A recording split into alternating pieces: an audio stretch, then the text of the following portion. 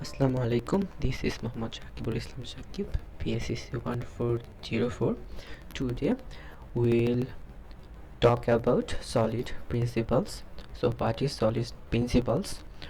If we want to have a good knowledge about solid principle, we have to know about each letter in solid: S, O, L, I, T.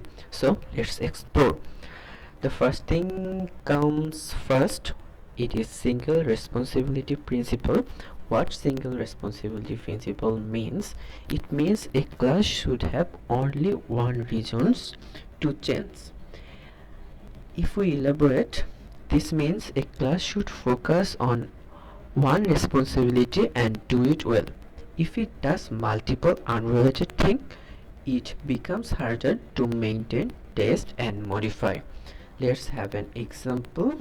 We have analogy: a Swiss army knife. A Swiss army knife has scissors, knife, screwdriver, but none of them work well individually.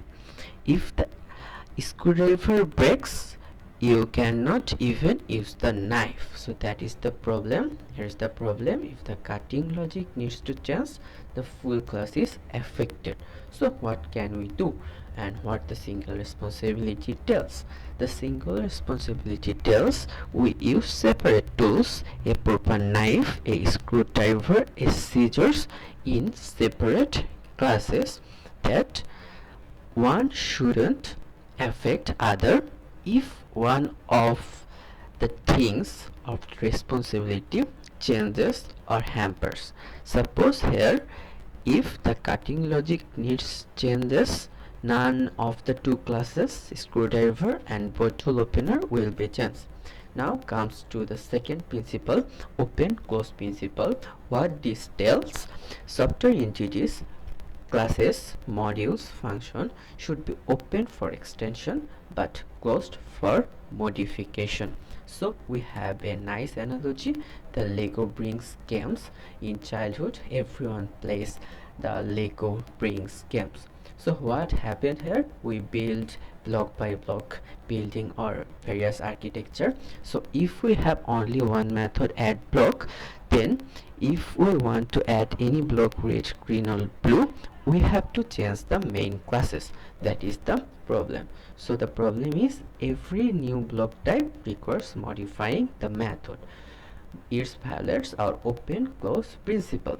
So according to open close principle, our good practices is we have a class, we have to extend that class by implementing a red block or blue block in separate class. We implement or extend that class and we can easily modify it by extension.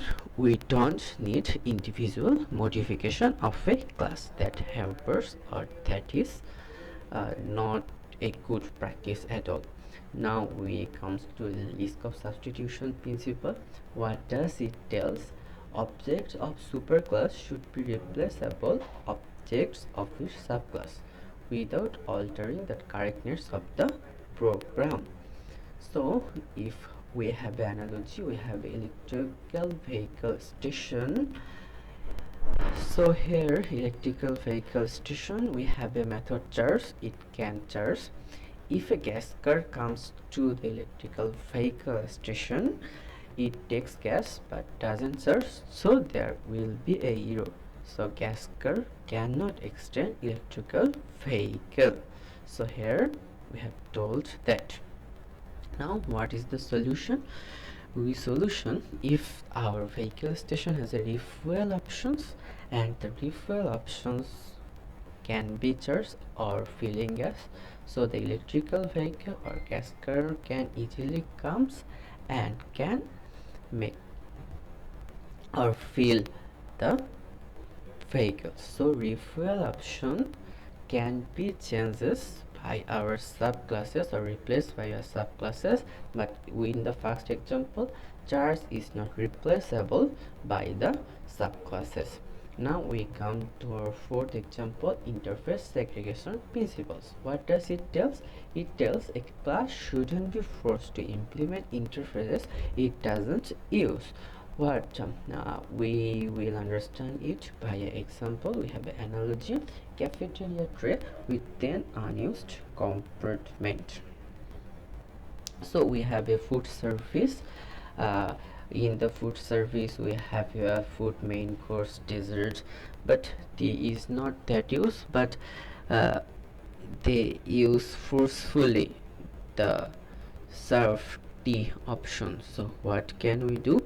We can't is forced to implement the unnecessary material is forced to implement the unnecessary method.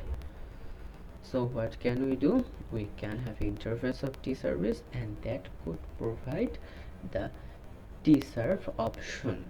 So tea stall doesn't need to the serve main course or serve dessert, so we should avoid that, or we shouldn't force that. So we comes to the next principle. It is dependency inversion principle. So what dependency inversion principle means high level modules shouldn't depend on low level modules, both should depend on abstraction. So if we have an analogy with universal TV remote, here our high level classes is remote and low level classes is Sony TV, and high level classes remote is directly depend on our low level classes Sony TV. So that breaks the rules of dependency inversion principle. So remote depends directly on Sony TV. How can we solve that? We can make the abstract or interface of TV class, and the Sony TV or LG TV or other TV can implement or extend that class. So our remote should depend on that interface or abstract class TV, not Sony TV or LG TV. So hope you have understood clearly our 5 principles of solid. Thank you.